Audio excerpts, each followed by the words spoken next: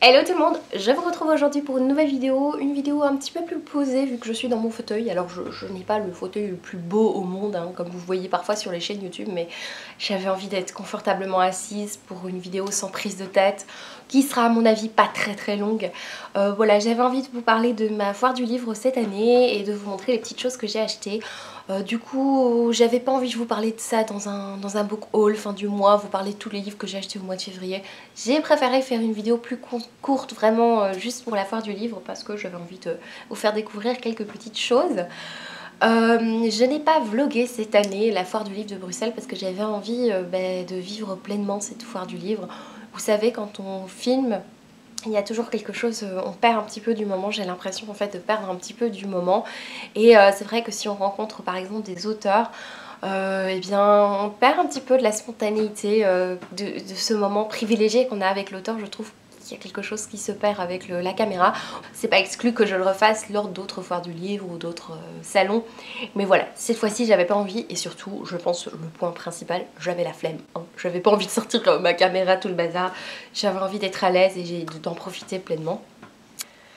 Voilà, donc je vais commencer en vous parlant de la première soirée. Ça va aller vite. La première soirée, c'était la soirée en fait d'ouverture de la foire du livre de Bruxelles. Il faut savoir que la foire du livre ouvrait le jeudi et on a été invité par les éditions Casterman à venir à ce cocktail d'ouverture. Alors c'est la même chose que les autres jours, sauf qu'il y a moins de monde et surtout c'est le soir, il y a les lumières, il y a aussi surtout la nourriture. Alors ça dépend où vous êtes invité. Moi j'ai été invitée par Casterman, du coup c'est là que j'ai pu m'abreuver, n'est-ce pas? Mais voilà, ça dépend où vous êtes invité. Et moi j'y étais accompagnée de Camille, de la chaîne Camille Nil. Ce jour-là c'était grève à Bruxelles, enfin en Belgique c'était grève générale. Du coup j'ai fort stressé pour ce jour-là pour savoir comment y arriver. J'ai réussi à me débrouiller, à aller une partie à pied, en transport, on est rentré en taxi, enfin bref, vous savez les collectos de nuit là qui sont moins chers. Voilà, je vous passe un peu les détails. Donc j'étais avec Camille et voilà, ce cocktail c'était vraiment chouette. En fait ça permet d'acheter des livres déjà, mais avec un peu moins de monde, même si je trouvais qu'il y avait quand même pas mal de gens. Alors ce jour là j'ai déjà acheté 4 livres, hein. J'ai commencé fort. Le premier livre que j'ai acheté c'est La Voix des Ombres de Frances Hardinge. Qui est un très joli livre. C'est Camille qui en avait à parler, je pense, quelques heures avant ou quelques jours avant. Et elle en avait très bien parlé. C'est un livre jeunesse plutôt horrifique. Et je me suis dit, c'est l'occasion de l'acheter. Puisque, il faut le savoir, sur les salons, en général, on paye pas la petite taxe là. Je pense que c'est la tabelle. Est-ce que c'est ça? En tout cas on ne paye pas les fameux 2,50 € qu'on paye toujours en plus en Belgique. Donc j'ai payé le prix qui est marqué. Voilà, je me sentais quand même privilégiée. Du coup je l'ai pris pour cette raison là et parce que j'avais très envie de le lire. Une histoire de fantôme, d'esprit. Je suis pas très fantôme, mais la manière dont Camille en a parlé, j'avais très envie de le découvrir. Donc voilà pour ce livre. J'ai pris 2 livres sur le stand, vous savez le stand où il y a Babel, Actes Sud, Rivage, je pense que c'est tout un groupe en fait, ils sont tous Rouergue aussi je pense c'est dedans. Et j'ai acheté 2 livres, le premier qui est dans ma wishlist et en fait j'ai lu le début et j'avais super envie de l'acheter, du coup j'ai pris Nous avons toujours vécu au château de Shirley Jackson. Donc le début c'est je m'appelle Catherine Blackwood, j'ai 18 ans et je vis avec ma sœur Constance. J'ai toujours pensé qu'avec un peu de chance j'aurais pu naître loup-garou car à ma main droite comme à ma gauche l'index est aussi long que le majeur, etc. Mais cette mise en situation m'a donné super envie de le découvrir. Donc voilà, j'en ai profité. J'ai pris également un livre que j'ai vu à l'étalage. J'ai été très attirée par la couverture. Chez Babel, ils font des couvertures somptueuses. Et j'étais attirée, j'ai lu le résumé, ça m'a énormément parlé. Il s'agit de Et maintenant qu'il ne faut plus pleurer. Et maintenant il ne faut plus pleurer de Linn Ullmann, traduit du norvégien par Céline Roman-Monnier.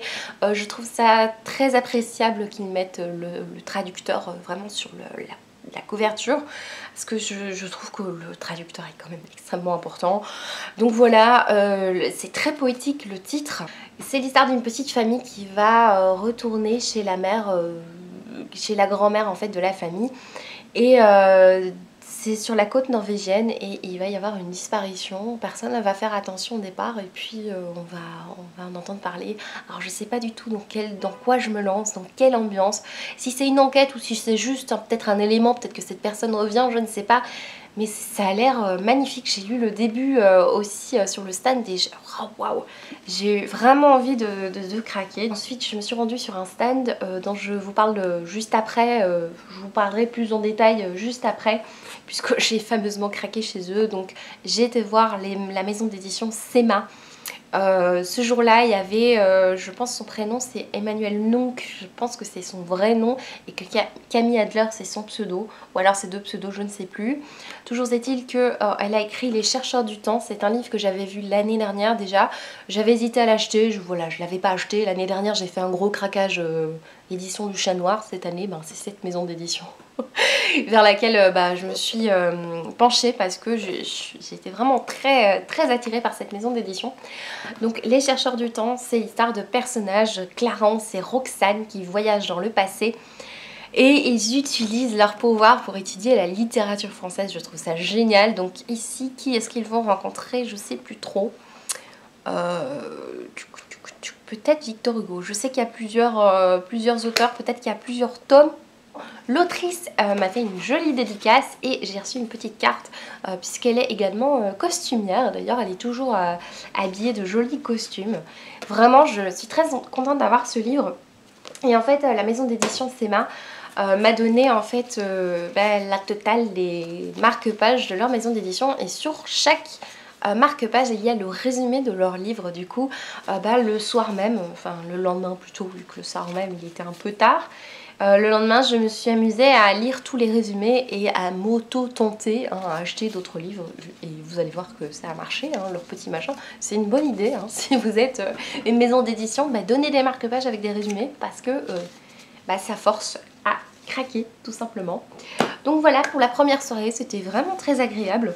Je pensais que ce serait plus intime en fait, mais au final non, il y avait beaucoup d'invités, beaucoup de gens, vous savez, la télévision, le stand RTBF, le stand ULB, machin, enfin bref, le côté un peu people aussi de cette soirée, mais c'était sympa d'avoir un côté privilégié de l'avant-première de cette soirée, et puis évidemment tous les stands étaient remplis, voilà, il n'y avait pas de rupture de stock, tout simplement.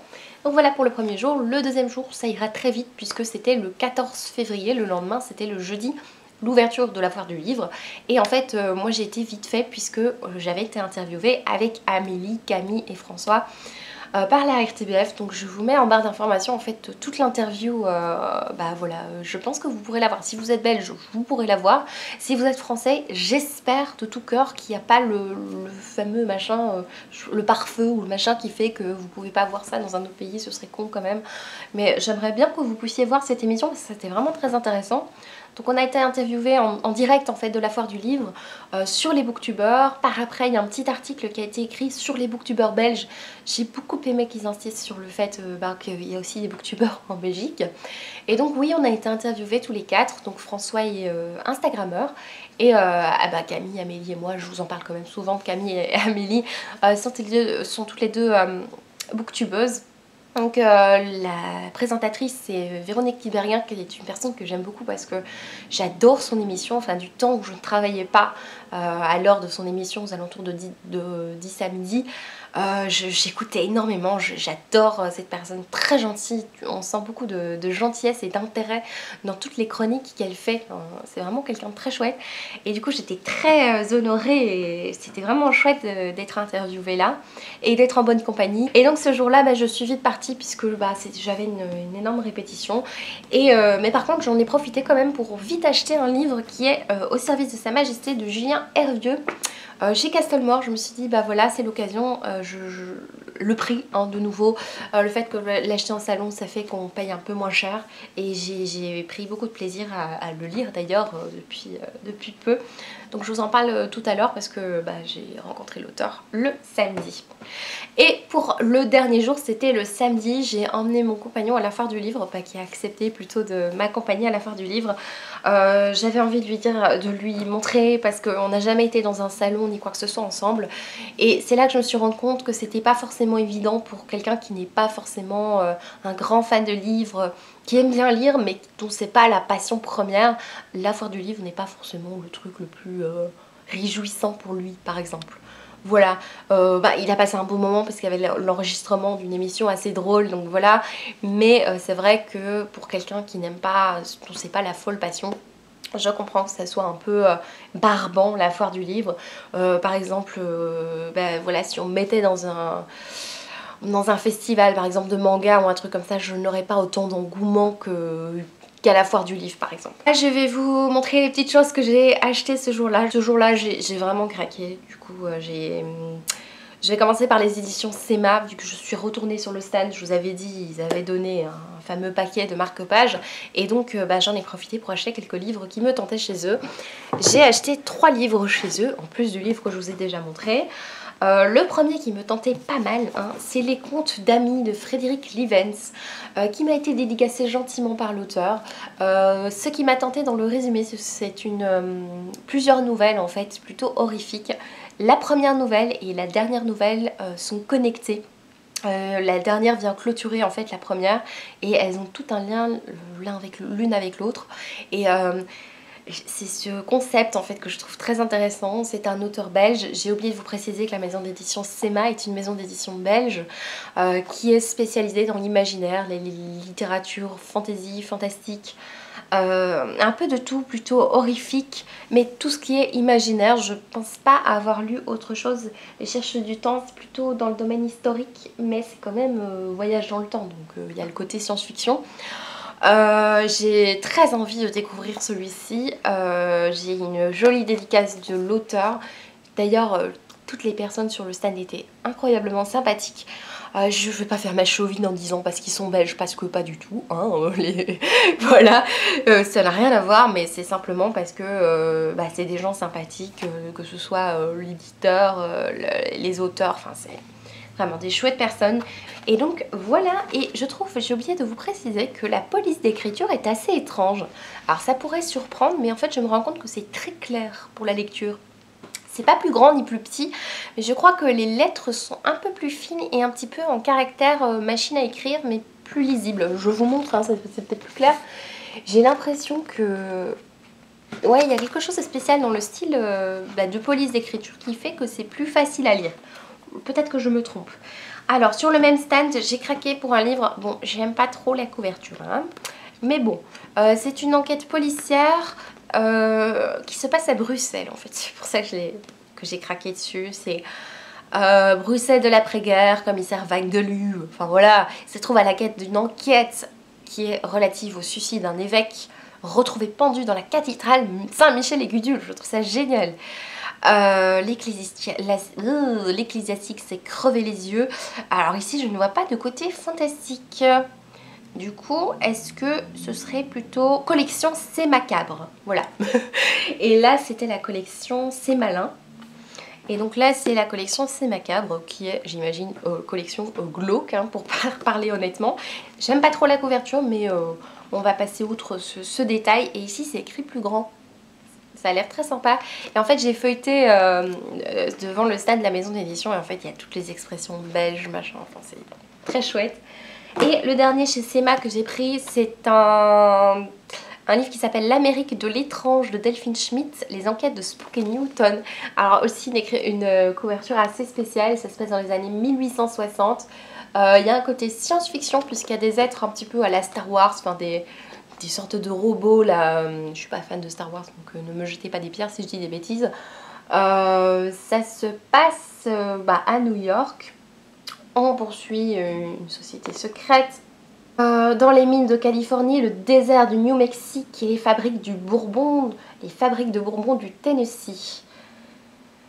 Ça a l'air très très chouette et en fait il y a plusieurs livres sur la maison d'édition qui étaient vendus avec un thé. Alors le premier jour je me suis dit Isabelle, t'as 1 million de thé à la maison, tu vas pas craquer.